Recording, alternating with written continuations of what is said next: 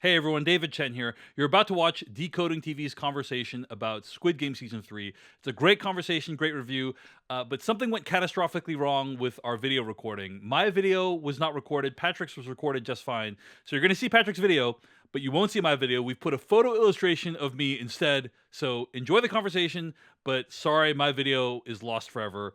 And hopefully you can imagine what I look like talking about Squid Game Season 3.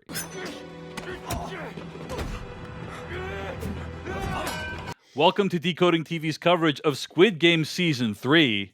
After a 6-month wait, Season 3 of Squid Game is finally here. It consists of 6 episodes compared to Season 2's 7 episodes. Patrick Klepek and I have seen them all. We're going to start by sharing our overall thoughts on the season. Then we're going to dive into some specific spoilers and details about what exactly happened this season. So, Patrick, let's get into it. What did you think of Season 3 of Squid Game? So, I settled into this feeling in watching Season 3, which I thought was kind of a mess. And the same with the Season 2 is a mess. I consider them sort of like, the same season. I think share a lot of the same strengths and weaknesses. But there's sort of a thing that happened. Like there were 2 paths the Season 1 could have finished with. It could have just neatly tied itself off and been one of the most incredible seasons of television ever produced. But it chose to leave a dangling thread and then chose to explore it. And I sort of consider there are 2 Squid Games. There is Season 1, which I still consider pristine, incredible piece of television. And then they just kept making it, and I consider it over in a different category. It's a different timeline. There was Squid Game, and then they made more Squid Game because Squid Game seasons 2 and 3 are just beating you over the head with sort of like the same themes and ideas, but they're also full of such creative energy and style and often like incredible and interesting characters.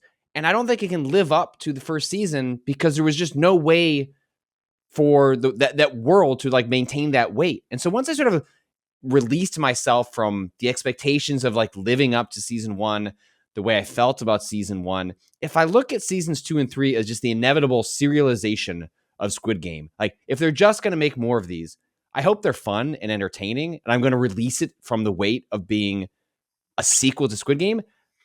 Maybe that is lowering the bar, but once I did lower that bar, I actually found myself like released of that, enjoying Squid Game Season 3 quite a bit more and fully appreciating kind of how dour of an ending it ends on in a way that I could not help but respect. So maybe that sounds like a rationalization, but I found it was a release from getting frustrated over the same beats I was frustrated in watching Season 2. But once I sort of they're going to make more of these. They're going to make an American spinoff. Like there will be more seasons of Squid Game. And if maybe they don't reach those highs, but if I release it from being Season 1, I actually was able to engage with it, I think, more thoughtfully and more interestingly. So I ended up enjoying Season 3 quite a bit more than season 2. And I'm not sure how much of that was just sort of a personal shift in how I was watching the show. Wow. I'm in shock. I think because most people I've spoken with have not enjoyed Season 3. I have grave problems with it. But again, I'm sort of thinking of it as let me say this. I loved Season 1. Yep. And I loved Season 2. I thought Season 2 was awesome. I thought the voting mechanic brought this fresh spin and insight into the game. Like a lot of negative reviews of Season 2 out there. And I thought, oh, wow, this is the same games we love, but also with this voting mechanic that's really, really interesting. A new batch of fresh and interesting characters. I was a big fan of Season 2. Having said all that, I think Season 3 was a crushing disappointment. I thought the games were terrible. Like just one of the worst batches of games. The ways that some of these characters' plotlines resolved was extremely unsatisfying. There is a ridiculous mechanic that we will talk about momentarily to several of the games that wrap up the season, and then just the very end is just, again, completely unsatisfying, nonsensical in some ways.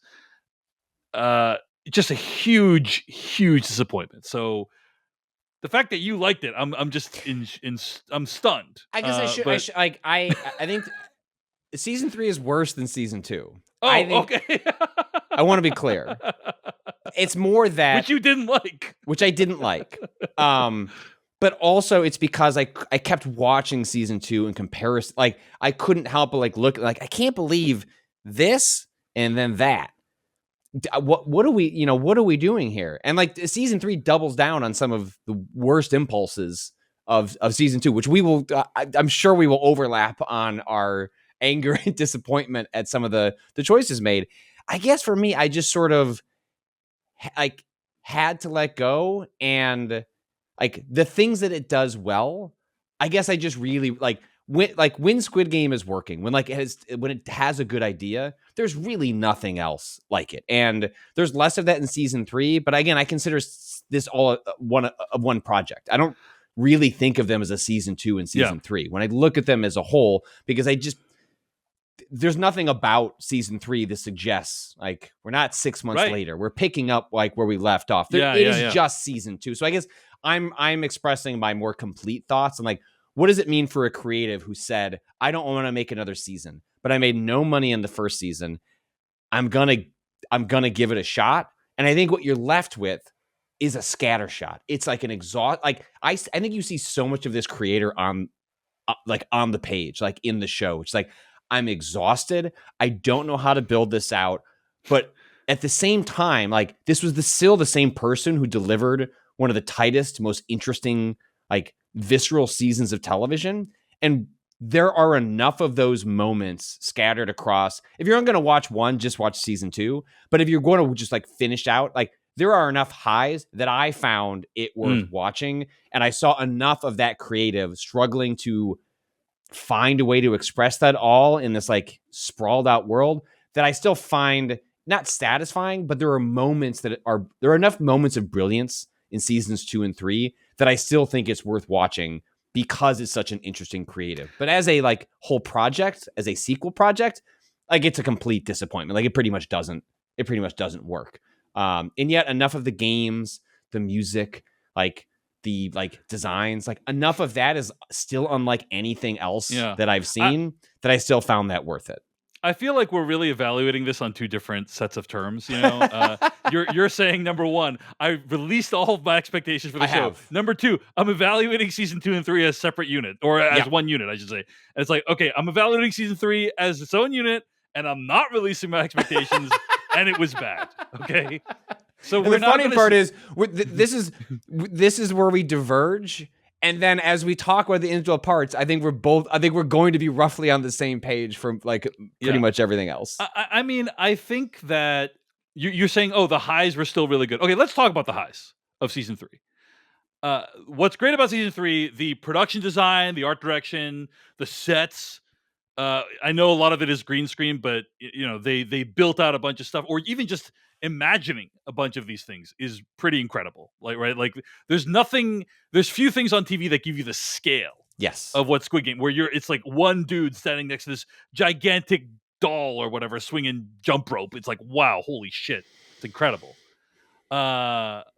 So that's one good thing about season 3. And that is all I got in terms of the highs of season 3. That's all I got.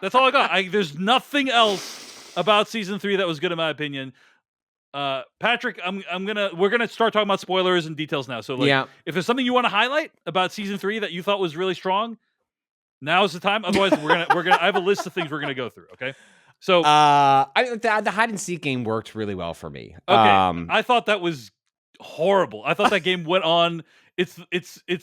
I literally thought this is the worst game of the entire series because it's like, it's worse than you need to go into the rooms with groups of 3 or 4 people or whatever. You it's didn't like Mingle? No. I actually like Mingle. But I'm saying like that's like one of the least quote unquote creative games. There's no real skill involved in it, in my opinion. There's no real skill or creativity involved. So let's talk about the games, right? So hide and seek is the first one. You liked it. I thought this required no skill. It went on, the one skill is, you got to group up with people and then find the exit. There's no way for the audience to really participate in any way, right? Like, correct. There's no way for the audience to like outthink this game in any way. And it went on forever. I did not give a shit about any of this. And there's this whole. I mean, I think we actually need to start a little bit before it and say, when we last left off with season 2, right? Gihan Mhm. had started a rebellion with a bunch of others who didn't want to continue the games, but the rebellion was brutally put down by many of his compatriots being executed, including his friend Jung Bei. And as season 3 kicks off, Gihan is returned to the group and forced to compete in further games. And that's it. There's no other way that is addressed, right? Like, it's just like super easy, barely an inconvenience. We're just moving on with the games. And yeah, like a bunch of people got killed and they hung other bodies up and said, don't do this again. But like, it was kind of like a little blip in the games. They didn't, there wasn't like, hey, this is going to fundamentally change how we approach the games in any way. Which I was very disappointed by. I wanted there to be some more like lasting consequences for that. And then Gihan, in my opinion, takes his pain and does something really unforgivable with it, which is he then kills one of the other characters who was a coward during the rebellion, right? That's what happens. And I just was like, dude, Gihan, it's already barely possible to root for you at all this season. Because why are you going into the games again? This is a very stupid idea.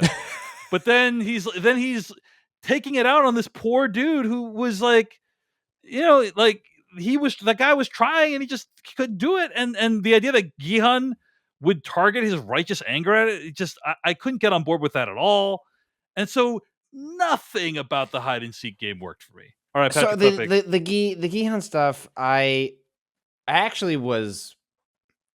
It's not where I wanted the character to go, but I was like, if this is what they're setting up for the character, which is that you're gonna like, yes, season 2, really goofy idea, like I'm going to infiltrate when the games take this all down. Like, no, you're not. Like, no, you're not. Like, this is a really bad premise for the season and just an excuse to do more games. But okay, fine. As long as like some of the other stuff ends up working. But I actually thought it was like a potentially like, I was rooting for me to then have to root against Gihan. I was like, that is potentially like a interesting, divisive, creative choice to like take this hero character and then spin that against the audience as they sort of succumb to the viciousness of the games, when this is supposed to be sort of a righteous character teaming up with other like flawed, but like trying to like, okay, like if you're going to make me hate him and have really no one out, like what else am I grasping onto?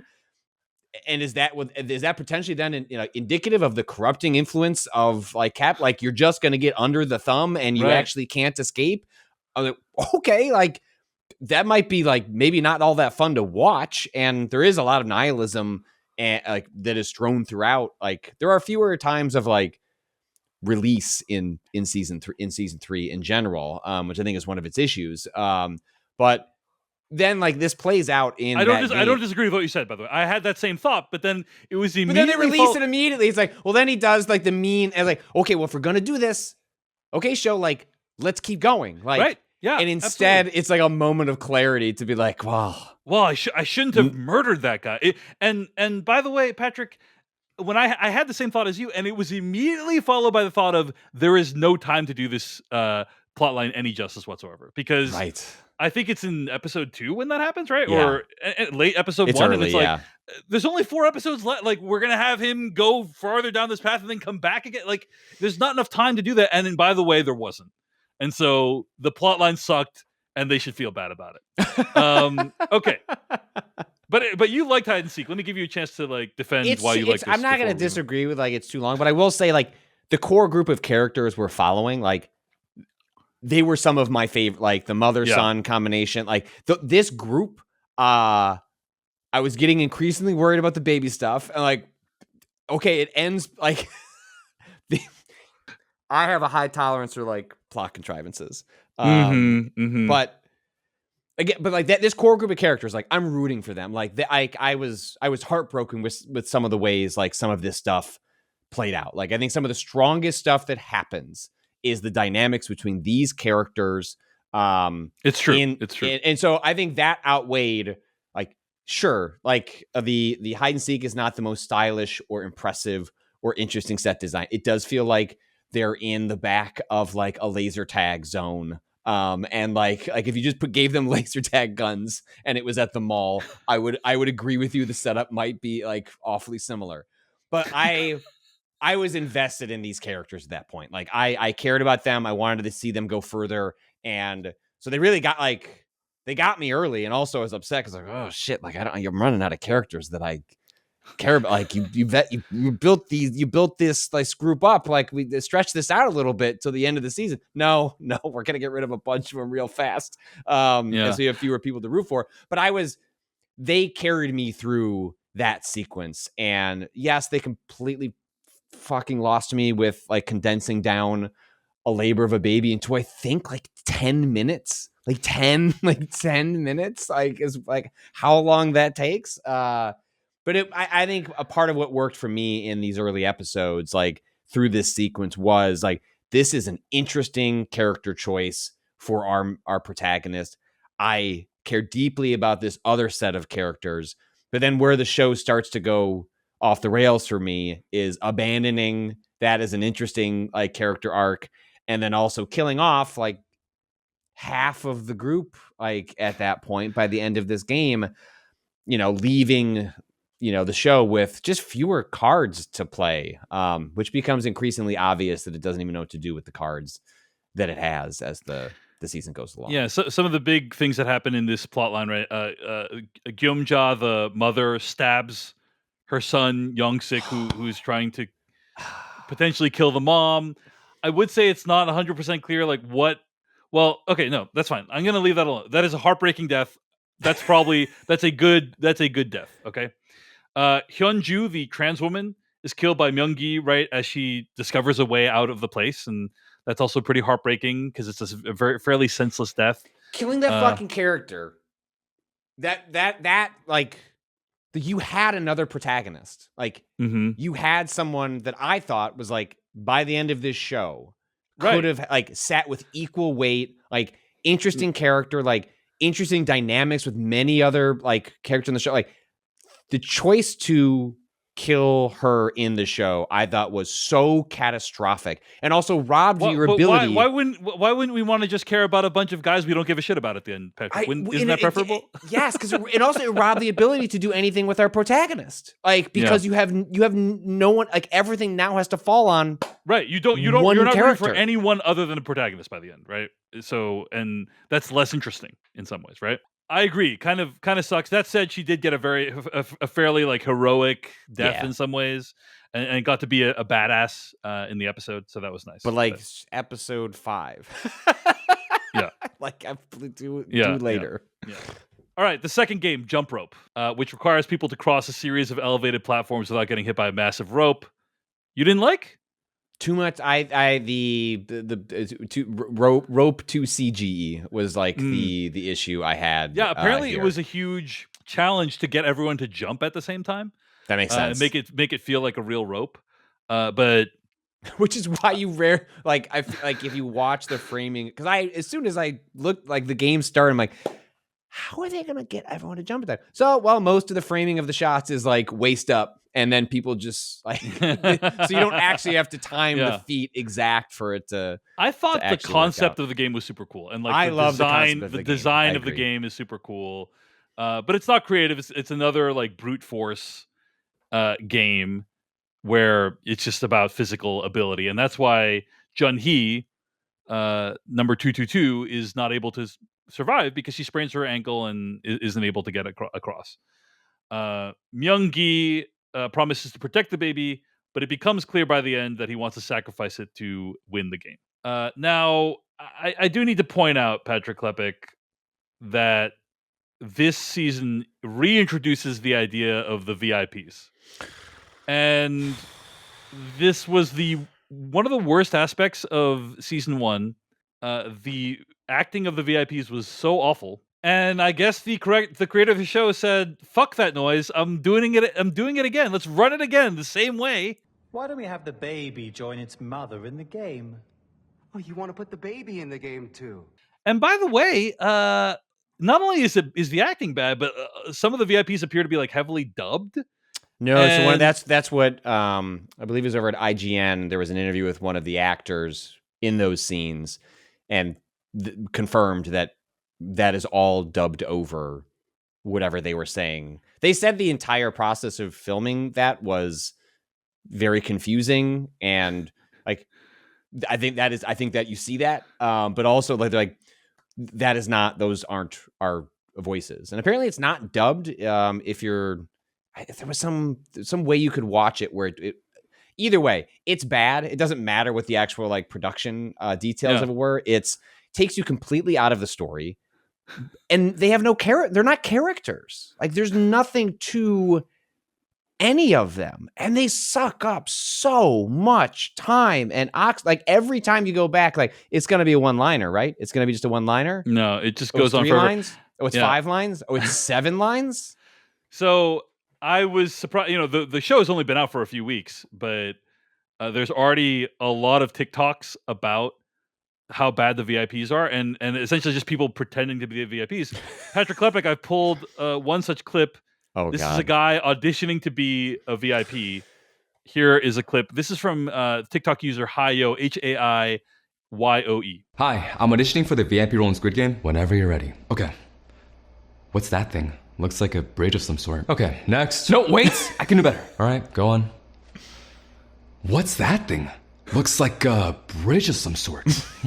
Oh, wait, please, just one more time, please. I got this. Go ahead. What's that thing? Looks like a bridge of some sort. I can do better. No, wait. How'd you do that? Do what? Your voice, it wasn't syncing with your mouth. Really? Yeah, it felt so fake. Is that bad or? No, that was perfect. So that just gives you a sense of what the VIP acting was like this season. Why they did it this way, I have no goddamn idea. I haven't seen any interview questions asking why are the VIPs so bad.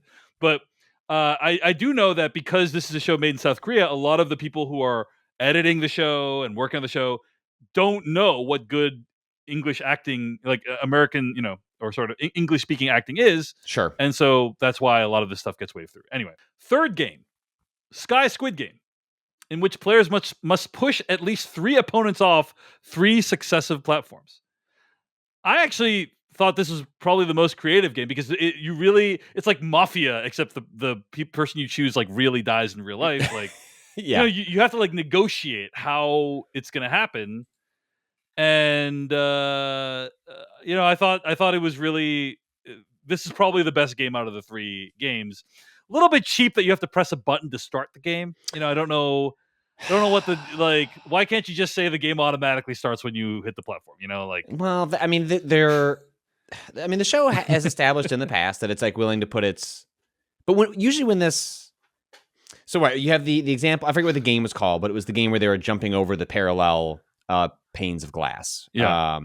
And there was somebody who was like a glass maker who worked with glass that they realized like the way things were the light was reflecting, you could actually figure out which one you should stand on. Then a bunch of people would have survived, including the glass maker would have survived. And they decide to like flip a switch that I think turns off the lights, like so that they can't Something figure that like out that, anymore. And in the hide and seek, right? Like, oh, there's an exit. Well, you didn't know that you needed all 3 keys in order to get to this. So there are always sort of like hidden sort of mechanisms that are like hidden from the players. It felt like that was happening more often as the show progressed, and it felt like a creative crutch to sort of explain like why wouldn't, like, all sorts of like logical contrivances to get more people to die, because otherwise if they just solved the game, they would survive. And so it feels like the show had to constantly find ways to put obstacles in front of the player. And I found, and I mean, we'll get there, I guess, with the third platform, but I found I loved the concept of this game. I think the first half is pretty great. And then the contrivances in the second platform and the third platform were just like incredibly frustrating from a plot perspective. Yeah. To be fair, this button thing wasn't hidden from the players, but I understand exactly what you're saying, which is if there was no button mechanism, then they wouldn't have, like, Gi-hun wouldn't have needed to die at the end, right? Like, it's kind of, it feels cheap in a way that the game does like the pure game design of a lot of the other stuff. The stuff that I think sings best in Squid Game, like put aside like the spectacle of it, like there's a fun to watching a well-designed game, even if lots of like, it's part of what I found like really exciting about Mingle, for example. Like, now that one merges spectacle and I think interesting design because there's a chaotic randomness to it that, there's a certain amount of skill and like the social navigation and things like that, but then also just random chance that you're going to get screwed. And like that tension I think is really fun and dramatic. I found the instances of like pulling at that same tension here, trying to set that up to be far less successful at executing drama. Well, it's like, oh, you have to die because of a technicality. Sorry. Yes, that's essentially what it is. That's right? not fun. Like technicality of there's 3 people and a room that has a number 2 on it. That's fun. Like, how are you going to resolve that? Like, our protagonist forgot to like hit the button from red to green. You couldn't press the button on time. Oh, well, sorry. I don't write the rules. Yep. But you do. So ultimately, after a series of successive platforms where people get pushed off and not much thought is given to what's going to happen on the next platform, sadly, which I think is actually fairly accurate, Gihan ends up beating up Youngie, who falls to his death. And then because they haven't pressed the button yet, Gihan needs to sacrifice himself to allow the baby to live. All right, let's talk a little bit about the baby thing. Patrick Klepek, you know what would make the whole Squid Games better? A baby. That's what the creators of Squid Game thought. What if there was a baby in these games? That would be pretty interesting, huh? What if that's actually really stupid and complete nonsense, and it makes the games worse? I don't know, Patrick. Am I being too harsh? What did you think of the baby being in the Squid Games? It's a good idea executed poorly. I think. Why is it a good idea? Tell me. Or rather, it's a fun idea. Like it's a fun idea executed poorly, I guess, is maybe where I actually land. The fact that it's drawn out throughout like the rest of the season, and every time you're looking at this CG baby, you're just rubbing your temples. But imagine a different scenario where like the show is like, pitting the father of the baby against this person who like was protective of the mother, and they find themselves towards the end of the game kind of as rivals, working out like their relationships, and then all of a sudden the baby's somehow introduced as like a randomized, like, hey, like the baby the baby is born, taken away by like, hey, that we're gonna actually, I don't know, we're gonna go feed this baby somewhere else. They're not gonna be part of the games.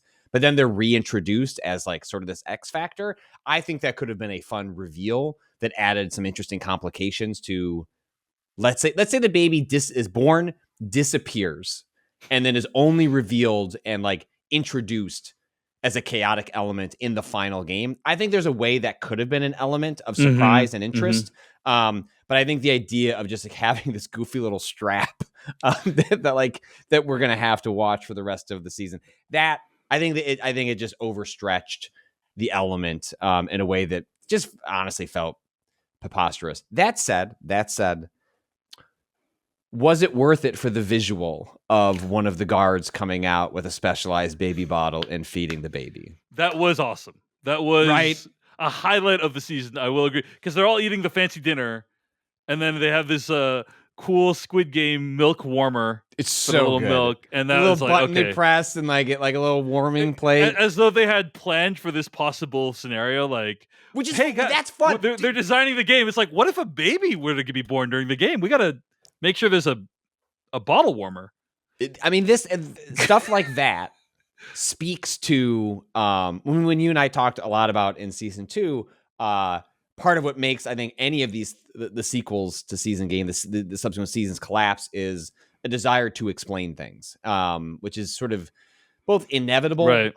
Like once you start building out a world, is like how do you balance just doing new things for the sake of doing new things? Here, like, I don't need it like, that is a delightful little twist. I don't need it explained why they would have like industrial Squid Game baby gear for the potential like baby being on site. But it's a funny sight gag, and it's like really interesting to look at, that I'm glad it exists. And in a world where imagine as they're having that meal, the baby is like brought back out to like show that the baby's still here. They feed. There's just a better way I think it could have intertwined. And I'm not saying it would have saved the season by any measure. I think it collapses under the weight of itself in so many different ways. But I wouldn't throw the idea out. I just think it was executed poorly and becomes a drag on the season for just the length that it's a part of it. I'm going to put this out there. Going back to the topic of the baby, Patrick Klepek, the thing that I couldn't get over is that Gihan has a child. And one of the things that he had to do to participate in this game is basically ignore that whole thing. And so so first of all, I already find that kind of unforgivable. Like you like abandon your child, even though you have all these resources now. Like you're not going to be like, that just doesn't make sense on a character perspective. Felt like they had to do that to force Gihan back into the games. So when he's like sermonizing about like, I have a kid too, it's so important to have the kid, and it's like, really? Because you kind of left your kid. So did you set up a bank account that forwards to the child upon apparently your death? not. Clearly not. Apparently not. Apparently not. So that sucks. And so it makes it all very hollow, like all the stuff that happens at the end. Because like, why is he protecting this? Why does he give a shit about this baby? Yes, I understand the baby's supposed to represent like our shared humanity and mercy and all that stuff. But on a character level, like that Gihan would care more about this baby than his own life, his own child, which is what it seems like is the case. It's because it's a foundational mistake of the entire enterprise, which was sending him back to the games. Yes. Like once that is a foundational mistake under which everything that is the original sin. Like it's not even making another season of Squid Game or even again, like you and I were quite high on. I mean, I know you like season 2 more than I did, but like, I was like, wow, they found an inventive way to do another season that we're not even at the island. We're not involved with the games, but it's still kind of interesting and thrilling and new sets of characters. And I just wish they'd found a way to do both, to continue down that path. But once they sent him back to the games, you sort of just have to accept the preposterous nature of like, when he starts crying about like, you know, his daughter and like his flaws as a father, it's like, man, I can't feel that bad for you. Like you chose to come back here to accomplish what? Ultimately, nothing. Like to drop that baby. drop a phrase you've been thinking about for the past 2 weeks. Like at the end, you know, it's that's where it falls apart. And once you chose to follow that path, I think it explains a lot of the problems of season 2 and 3. I don't disagree at all. I think everything you're saying is correct. Which phrase are you talking about? The humans are? Is that what you're talking about? Yes. And humans are. Yes. Yeah, and he does the humans are. We're not livestock. We're not horses. We're humans. And there's a question that was asked. I think this is from Hollywood Reporter, asked to the creator of the show, Hwang Dong-hyuk, about what is meant by the phrase humans are. And he says, it's hard to finish that sentence and define what we are in just a couple words, what us sapiens are. The line of we are not horses, we're humans is what Gihan says in season 1. Through the following seasons, I wanted to ask, then what are we? I came to the conclusion we cannot define what humans are. At one point, we have so much heart and we have so much love for other people and mankind, and then in an instant, we are heartless and extremely selfish. So I didn't want to give you my version. I did not want to give you my version of how the sentence should end, but rather I wanted to pose this question and invite all the audience to think about it together. What are we? And from Gihan's perspective, rather than saying what humans are, I believe his actions have shown what he believes, end quote. So that's what was meant by that, according to the creator of the show. All right, let's talk about a few other things that happened. Obviously, they decide to self-destruct the island. So the games have ended, at least in South Korea. There would still be so much stuff there. It would just be under rubble. Like there would be bodies. There would be. These sets are massive, right? It's hard to destroy all that. So anyway, but Jun-ho slowly figures out that Captain Park is actually working against him this whole time, at the cost of massive human life. It took him like 12 episodes or whatever the hell to figure that shit out. And then later on, he confronts the frontman, his brother, and the frontman kind of vanishes, and like that whole thing is like such a huge disappointment. The front man meets with Gihan and they have a little mini confrontation, and then the front man meets with Junho. Like they kind of clock each other from across the way, and then they walk away, and then the front man's like, "Hey, here's the baby, and all the money that the baby won. Why Junho? Why does he give it to Junho? Reasons? Like there's no reason why Junho is like thematically it makes no goddamn sense in my opinion that Junho gets the baby. The front man's just like, who's another person I know? Junho. Anyway, so then there's this whole subplot of this character Kang No Yo, the sniper person, right? Who is able to successfully extricate someone from the games, which is kind of a cool idea. She brings Gyeong-seok back to his daughter, and they meet up at the theme park before she heads off to find her daughter in China. I gotta be honest, it was really difficult for me to give a shit about any of this stuff in the final few episodes, because it was really hard for me to care about anything, because I'm like, okay, insofar as I care about anything, it's Gihan's fate. Yes. And then these other side characters, I agree. I cared much more about Hyung-ju, the trans woman, and the father-daughter, and even Jun-hee to a lesser extent, player 222, who births the baby, you know?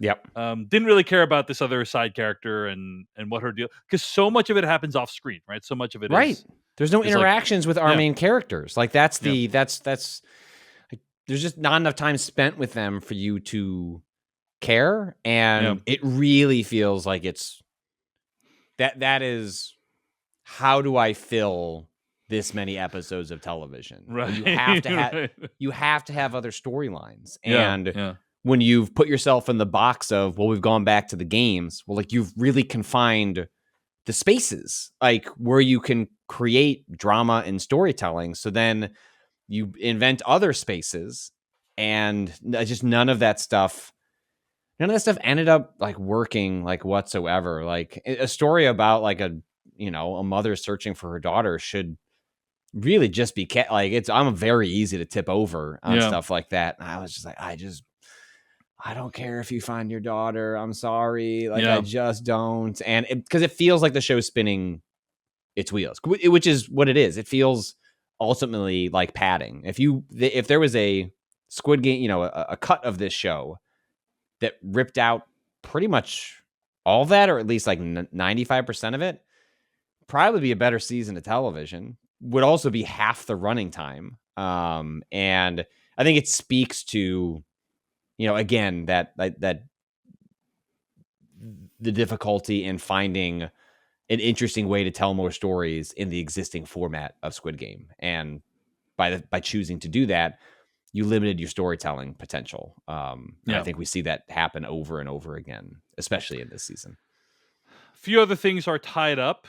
There's a brief scene where Saebyok's brother reunites with his mother. No one cares. This is a thing from season 1 of the show, right? I had to look it up again. Saebyok is from character from season 1. It's like, what? Like that was like 5 years ago. Anyway. It wasn't 5 years ago for me, and I still forgot, David. Yeah. Because you watched season 1 more recently. The character of Wo-seok, who's one of my favorite characters from the show, he's released from prison. He's so good. He's the funny guy involving my guy. Run the hotel. Absolutely, and he's rebooting the Pink Hotel, and that part's kind of cool. Also, he has so much presence on screen, so much energy, and also he's competent. And so much of like the wheel spinning that happens in this season is people being incompetent or acting in ways that don't make a lot of sense. He's a goofball, but like he's competent, interesting to watch. Like I didn't care what he was trying to find, but every time he was on screen, I know I'm going to be deeply entertained, which was just not true of so many other scenes in the side plots of the show. Great character. Loved. Can you imagine him in the games? Like, can you imagine? He would have been so good. Send my boy in. Well, I'm glad he wasn't in the games, because then he would have died. He would have died. But, I know. Well, it would have been, and it would have been sad. I could have used some more sad moments. The front man visits Gi-hun's daughter in LA and gives her the remaining prize money. So I don't know. I don't understand why he didn't do that himself. Gi-hun didn't do that himself, but whatever. Like, I'm glad it got to his family. Did he And really hold on, though. Did he really have to deliver the bloody clothes? Was that necessary? He wanted her to have her father's last personal effects and such. Yeah, I guess. But she doesn't know what happened to him. He passed. Also, here's a prison jumpsuit full of his blood. Yeah, I think we have to assume, Patrick, that at that point in time, news of the Squid Games has spread internationally, and everyone already knows what's going on. Oh, I guess that's yeah. I guess No, that's. I'm just making that shit up. Okay, yeah, because I don't think that's true. Yeah. Very strange. I mean, it's Yeah. morbid. I mean, I guess speaks to the front man doesn't have trouble with social cues. Certainly. So I guess how would he know? Really? You don't think he's the most empathetic guy in the show? Also, you see, correct me if I'm wrong, but like he's like that actor is like super famous, right? Like Yes. that's why it's such a big deal to get him in. Like, Correct. and then so you choose to have another season of this show and just not use him. Like he's just in a mask the entire time. Like Except until the end, he's not in the mask until the end. But it's he's a good actor. And, Like and then he's he does fun to watch. have a mini confrontation with Gi-hun, So there's that. Yeah, Minnie is. But I Minnie is agree. right. He is completely wasted this season. You do not need to convince me of that. All right, but then in the final moments of the show, as the front man is driving through LA, he sees somebody in a suit playing Dakchi with a guy in the alley. And who is it but Kate Blanchett? And that's when he realizes the Squid Games are still alive and they're here in America. Now, I want to be clear. There's been a lot of speculation, like, oh, did you put Kate Blanchett in there to indicate that this is going to be the American spinoff? In fall of 2024, we had learned that David Fincher is potentially working on an American version of Squid Game, which would not be a spinoff, just to be clear, as far as we understand. And the creator of the show has said in an interview with Hollywood Reporter, quote, "I didn't end it on that note in order to deliberately leave room for further stories to happen. Gi-hun and Frontman, through these characters, the games in Korea have ended. And because the story started out with me wanting to tackle issues about the limitless competition in the system that's created in late capitalism, I wanted to leave it on a note highlighting the fact that these systems, even if one comes down, it's not easy to dismantle the whole system. It will always repeat itself. That's why I wanted to end it with an American recruiter, and I wrote that scene wanting an impactful ending to the show, not in order to open rooms for anything else," end quote. So that is what the creator has said about why Kate Blanchett's there. And by the way, he says he loves Kate Blanchett. Like, he's like, I'm a big fan. So I was like, is she available? And she was. Gotta say, I think she looks awesome in a suit. Yeah, she does. But Patrick Klepek, reaction.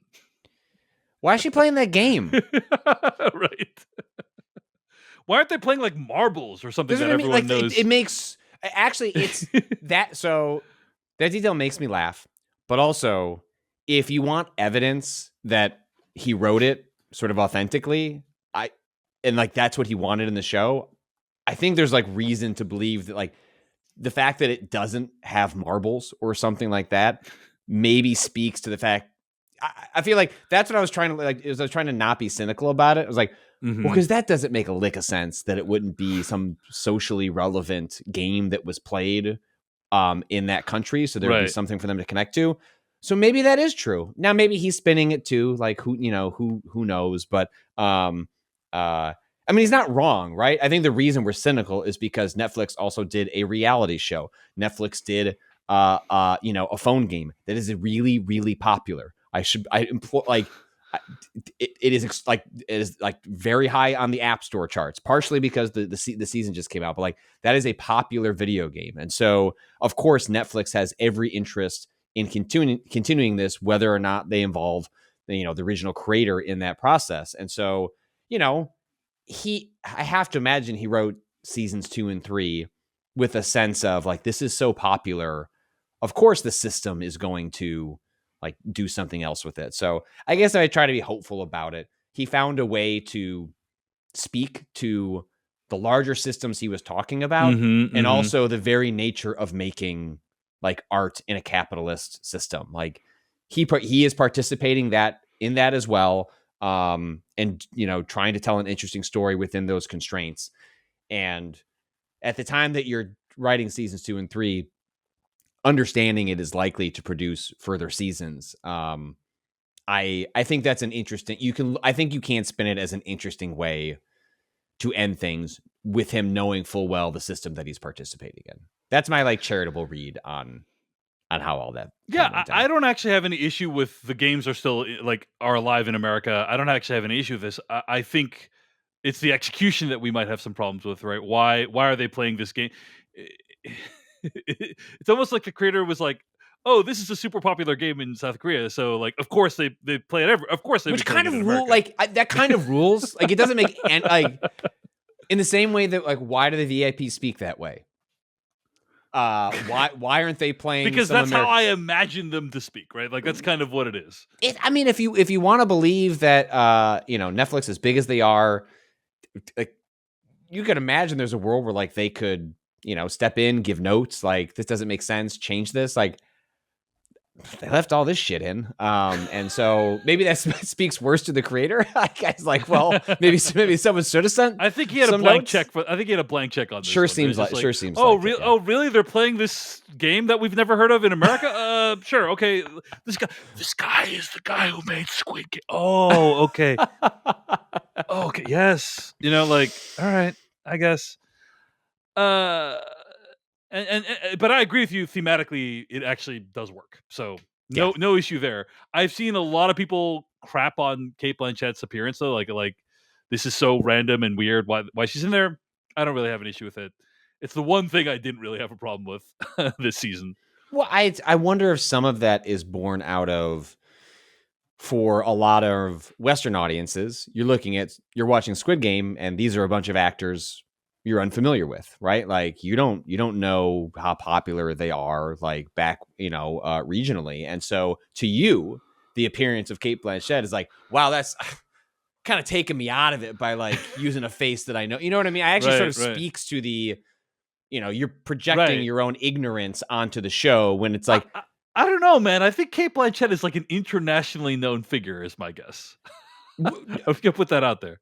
I'm not saying she isn't. What I'm saying is but I think Western audiences look she's I know part of your immersion into Squid Game could be an extension of these are all faces I don't really know, and it sends me into the story. Right. Whereas if you're from South Korea, you're looking at a bunch of these actors and be yeah, I've seen them other things. It's called acting. They could just be in another show, and so I think it feels stunt casty in a way that is probably not the case if you're more familiar with the actors who are in Squid Game and obviously have been in many other things. Right. A lot of the Squid Game actors are mega famous. Right. And that's only my point is I think it actually fits very well if you are familiar with the actors in Squid Game. If you're not, it's okay, well they went and got some famous actors. Well, no, it's full of famous actors. Squid Game is the Ocean's 11 of South Korea in terms of how famous a lot of the people are, right? So, yeah, okay. The only other thing I wanted to mention, I've read a bunch of the interviews with the creator, and the only other thing I wanted to mention that I thought was kind of intriguing was he says that he originally didn't know if he wanted Gi-hun to die at the end. He says, quote, "In the beginning, I had a vague idea about how I would end the story, and back then it was having Gi-hun end the game in one way or another, leave alive and go see his daughter in America. So originally I thought the person who witnesses the American recruiter woman would be Gi-hun. But as I began writing the story and as I began to think more and more about what do I want to deliver with the ending and also what should Gi-hun's journey and his destination be, I was witnessing more and more what was happening around the world, and I thought it was more fitting for Gi-hun to send this powerful and impactful message to the world with his death, and that should be how the story comes to a close. The world seemed to be headed for the worst. It seems to be becoming, in many ways, so much worse ahead. I thought, what kind of sacrifices do we need to make in the current generation for us to be able to leave the future generation with a better world? I wanted Gi-hun's sacrifice to be a symbol of that," end quote. I actually fully support that. I admire that as a creative goal. Just didn't love the execution. Yeah. Patrick Klepek, I feel like I have... we spent a lot of time critiquing this season. I've heard rare high points from you about what was good about this season. Are there any other things that you wanted to point out about things you liked this season? Because you kind of started on a way more positive note than me. But I think you and I agree on virtually all the critiques we have. Yeah, which is, I guess, as I like, again, as part of my separating, like, oh, this is now a formula. Like that's essentially what has like happened in Squid Game season 2 and 3 is the establishment of sort of a formula that will probably inform whatever happens from here. Like within a formula in which I have sort of different expectations, like it's enjoyable to like, what's the new game? Like that's exciting and like that's fun. So it's like, I guess for me, it was because just I altered and lowered the bar for myself. So it's really nothing specific they would point to, because it's, as I said up front, I'm pretty sure we're going to end up having a lot of the same points and overlap as we discuss the specifics. I guess in generalities, I just adjusted my expectations and had a better time as a result. And again, like as I said in the beginning, I think that's lowering the bar in a way that's frustrating relative to where the show has been. But I found it necessary to not just spend most of my time annoyed that they made it at all. And it's like, well, what's here that like I'm having? It's like I do like the framework. I like the idea of these games, and I'll just let I'll just go along for the rest of the ride. So I consider it also like pretty disappointing. I just found a different way into it, and I guess unfortunately viewed it the way Netflix views it, which is just as an entertainment product, less as like an interesting story. Because I felt like the initial story was told in season 1, and the book was kind of closed on it. And season 2 and 3 didn't have much more to say. So instead, I just tried to appreciate the other stuff that I did like about it. And I think he's a profoundly creative person. And I just hope he's done with Squid Game and tells a different story. Yeah, I came into it with literally the complete opposite attitude, which is I'm excited. I thought season 2 was awesome. I was looking for literally any one of these storylines to resolve in a satisfying and or profound fashion. And I don't feel like I got that. I feel like this is a very disappointing ending, crushingly disappointing. And in a way, like, I don't know if season 2 is worth watching for how bad season 3 ends. I almost feel like maybe just this is one of those, hey, just watch the season 1 and like that's the whole story. I don't know. Season 2, in my opinion, was really great in many ways, though. So, but yeah, at the end of the day, season 3, this show ends with a whimper, not a bang. That is a huge bummer. And I agree with you. I hope this is the end of this creator's engagement with this story. That said, glad he got his bag because he deserves it. So absolutely. Hey everyone, David Chen here. Thank you so much for watching that video from Decoding TV. If you want to get an audio version of the show, all you got to do is go to podcast.decodingtv.com. And if you want to support what we do, get ad-free episodes of the podcast and also bonus episodes of the podcast, go to decodingtv.com and become a paid member. Of course, you can also like and subscribe for more. We appreciate it. Thanks. See you later.